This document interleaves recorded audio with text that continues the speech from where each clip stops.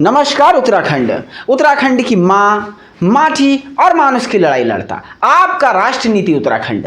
दोस्तों, अंकिता को इंसाफ दिलाने की आज मुहिम में 4 मुद्दों पे मैं बात करूंगा। आधी रात को कौन सा खेल हुआ है। दूसरा, सीबीआई हेतु हाई कोर्ट में पीआईएल जा सकती है, क्या उसके एस्पेक्ट होंगे, क्या क्या पॉइंट उस पीआईएल में होंगे। रिजॉर्ट तुड़वाने वाले और वीआईपी के ऊपर बड़ी कार्रवाई हो सकती है, क्या इनके नाम सामने आएंगे और आएंगे तो कब तक। लेकिन वीडियो आरंभ करने से पहले आप सभी लोगों से एक अपील। दोस्तों, अंकिता को इंसाफ दिलाने के लिए सभी लोगों को एकजुट प्रयास करना होगा और प्रयास सकारात्मक होने चाहिए। इसलिए आज हम अंकिता की जांच सीबीआई से करवाने की मांग करते हैं। तो जो लोग इस बात का समर्थन करते हैं वो कमेंट बॉक्स में #CBI फॉर अंकिता लिखेंगे। ये मेरी हाथ जोड़कर आप लोगों से विनम्र प्रार्थना है, ताकि हमें और सरकार को ये जरूर पता चले कि कितनी जनता के लिए कितना महत्वपूर्ण मुद्दा है और सीबीआई क्यों जरूरी है। इस पर भी मैं बात करूंगा कि सीबीआई होगी तो क्या फायदे होंगे। और चैनल को सब्सक्राइब जरूर करें, क्योंकि तमाम मुद्दों पे सबसे विश्वसनीय, बेबाक और निर्भीक राय तथ्यों के साथ राजनीति उत्तराखंड पे। तो बात करते हैं सबसे पहले, आधी रात हुआ कौन सा खेल। दरअसल दोस्तों, कल नैनीताल हाईकोर्ट का एक वीडियो मेरे पास आया, जहां पर कुछ छात्र संगठनों के लोग, जो कि अंकिता को इंसाफ दिलाने के लिए बहुत सारे छात्र संगठन अच्छा काम कर रहे हैं, वो वकीलों के पास गए और उन्होंने वकीलों से प्रे की, प्रार्थना की कि आप इनके केस को प्लीज हाथ में नहीं लगाइए। तो अभी तक केवल जिले के वकीलों ने अंकिता के केस को नहीं लड़ने की बात की थी। अब कहीं ना कहीं नैनीताल हाईकोर्ट के भी बहुत सारे वकीलों ने वीडियो जारी करके सोशल मीडिया पे कहा है कि हम अंकिता बहन के इंसाफ में साथ हैं। आपको पता नहीं ये कितनी बड़ी बात है। आज मैं आपको वकील न होने का मतलब समझाता हूं, क्योंकि आधी रात का एक बड़ा खेल है। देखिए, वकील एक ऐसी चीज है, अगर इस केस को मैं आज आपको बता रहा हूं, अगर इसको कोई तगड़ा वकील लड़ दे तो संभावना है कि इसी केस को कल्पेबल होमिसाइड या गैर इरादतन हत्या यानी आईपीसी की धारा 299 और 304 में ले आए। वो कुछ ऐसे पुलिस के चार्जशीट का लाभ उठा करके, अगर ऐसा होने में वो कामयाब हो गया तो पुलकित 10 साल में बाहर हो जाएगा। और अगर पुलकित का मुकदमा अच्छे वकील ने नहीं लड़ा तो ये तय है, वैसे भी लगभग तय है, लेकिन बहुत अगर कहीं चार्जशीट में लूप होल आ गए तो कई बार वकील जो होते हैं उसको कल्पेबल होमिसाइड या गैर इरादतन हत्या में तब्दील करवा देते हैं। लेकिन अगर वकील एक हो गए तो पुलकित को कम से कम उम्र कैद या फांसी की सजा, ये दोनों में से एक होना तय माना जाएगा। तो ये खेल पुलकित पे बहुत भारी पड़ने वाला है। इस बात के लिए पूरे वकील कम्युनिटी का फिर से हमें धन्यवाद देना चाहिए। और आज पहली बार, और दूसरी बात, मुझे ये गर्व होता है कि हम भी जो है एडवोकेट फ्रेटर्निटी से आते हैं, तो काफ़ी अच्छा काम ये देखने को मिला। दूसरा, अगर मैं एक पॉइंट यहाँ पे और बताना चाहता हूँ, आज देखिए राष्ट्र नीति ने सबसे पहले 354D लगाने की सिफारिश की थी, हमने 302 और 34 की बात कही थी, और भी जो धाराएं 120B वगैरह है उसके बारे में हमने आपको बताया। अगर मैं आज की डेट में खड़े उठ के कह दूं, मैं इन 2 मुद्दों पर भी बात करूंगा लेकिन थोड़ा आउट ऑफ द ट्रैक जा रहा हूं, अगर मैं कह दूं आपको कल सुबह 4 बजे पुलकित को फांसी हो जाएगी, तो इस पे 500 लाइक, मेरे 2000 सब्सक्राइबर एक दिन में बढ़ जाएंगे। लेकिन मुझे भी पता है ये फैक्ट झूठ है। तो अब आप राष्ट्र नीति उत्तराखंड से सच्ची कानून की सच्ची बातें जो प्रैक्टिकल होगा वो सुनना चाहते हैं, या और लोगों की तरह कपोल कल्पनाएं सुनना चाहते हैं, ये आज आप मुझे कमेंट करके ये भी बताना। ठीक है, चलिए आगे बढ़ते हैं। इसके बाद पीआईएल की बात करते हैं।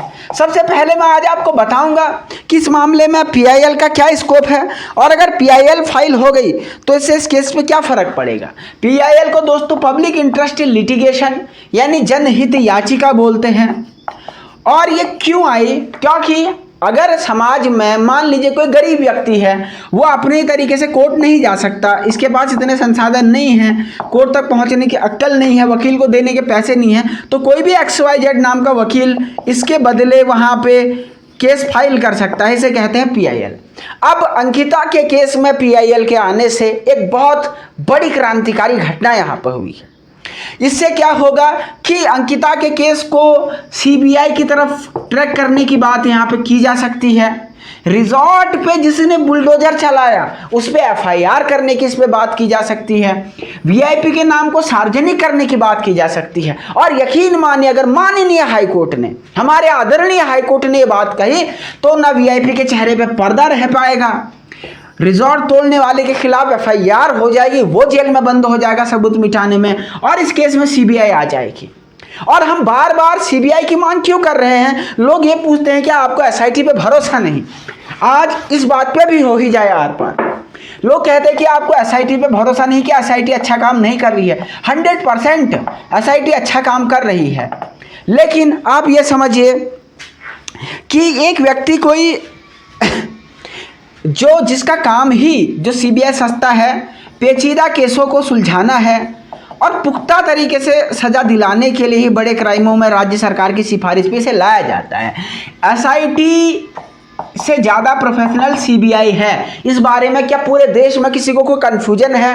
कन्फ्यूजन है तो सामने आके कहे कि एसआईटी में ज़्यादा एलिजिबिलिटी है सीबीआई से। ऐसा नहीं है। सीबीआई हमेशा से क्रिमिनल मामलों में, भ्रष्टाचार के मामलों में बड़ी एक प्रमुखता के साथ उसने काम किया। सुशांत सिंह राजपूत का मामला हो और भी कई सारे केसेस हो, सीबीआई ने इसको बिल्कुल बेहतर तरीके से देखा है। तो ऐसे में अगर अंकिता के केस में सीबीआई आ जाती है, हम ये नहीं कहते कि एसआईटी ने खराब काम किया है, लेकिन जो मैं अभी आपको बता रहा था कि अगर चार्जशीट में कोई गलती होगी 299 और 304 वाले, यानी गैर इरादतन हत्या और 304 और 5 वाले में, और कल्पेबल होमिसाइड सदोष मानव वध में वकील कमजोर चार्जशीट के कारण उस केस को ले आया, तो पुलकित जो फांसी पे लटकना चाहिए वो 10 साल में बाहर आ जाएगा। फिर इसके लिए जिम्मेदार कौन होगा? बाद में ये लोग क्या कहेंगे, गौर से सुनो, बाद में ये लोग क्या कहेंगे, ये तो कोर्ट का फैसला है, हम क्या कर सकते हैं। ये लोग बाद में आपसे कहेंगे कि ये तो कोर्ट का फैसला है, इसमें हम कर भी क्या सकते हैं, इसमें हमारा क्या योगदान है, ये निर्णय तो किसी ने दिया, कोर्ट ने दिया। भैया मैं आपको एक बात बता दूं आज कि कोई भी कोर्ट हो, डिस्ट्रिक्ट कोर्ट, सेशन कोर्ट हो, हाई कोर्ट हो, सुप्रीम कोर्ट हो, वो भावनाओं के आधार पे नहीं, अदालत में सबूतों के आधार पे फैसला देते हैं। और अगर सही तरीके के सबूत नहीं रखे जाएंगे तो कोर्ट कैसे दंड देगी? फिर तो ये तो मतलब परम मूर्खता वाली बात होगी। तो इसीलिए हम सीबीआई कह रहे हैं। जो लोग आपसे पूछें कि सीबीआई क्यों, तो उनको ये जवाब दीजिए, क्या एसआईटी की तुलना में सीबीआई बेहतर नहीं है? और फिर से वीडियो के अंत में आप सभी लोगों से सीबीआई फॉर अंकिता, ये मैं आज अपने कमेंट बॉक्स में लिखने की मांग करता हूं। मैं देखता हूं कि कितने लोग अंकिता की इंसाफ की इस जंग में मजबूती के साथ कंधे से कंधा मिला करके हमारे साथ खड़े। और एक बात मैं आज फिर अपने सभी दर्शकों से कहना चाहता हूं, दोस्तों ये जंग कानून की लड़ाई है, समाज की लड़ाई है, महिला सुरक्षा की लड़ाई है, लेकिन राष्ट्रीय नीति उत्तराखंड एक जिम्मेदार रिपोर्टिंग करता है। आपको मैं बोल्ड पे, मैं भी मुंह से बोल के बगल में ग्राफिक से चला सकता हूं, लिख लिख के आपको इसलिए समझाता हूं ताकि आपको इस केस के क्रिस्टल क्लियर पॉइंट पता हो। इस केस का हमने एक बीड़ा उठाया है। मैं हमेशा कहता हूं लेमैन को राष्ट्रीय नीति उत्तराखंड ने लॉ मैन बना दिया है। इस केस में जितने कानून के फैक्ट मैंने आपको बताए हैं, एक एक दिन में उत्तराखंड के लेमैन को हमने लॉ मैन बना दिया है। तो ऐसे चैनल को जरूर आप समर्थन दें, क्योंकि हम बेशक ड्रामा नहीं करते, लेकिन सत्यपरक, तथ्यपरक, विश्लेषण परक वार्तालाप जरूर करते हैं। देखते रहें Rashtraniti Uttarakhand. Thank you so much.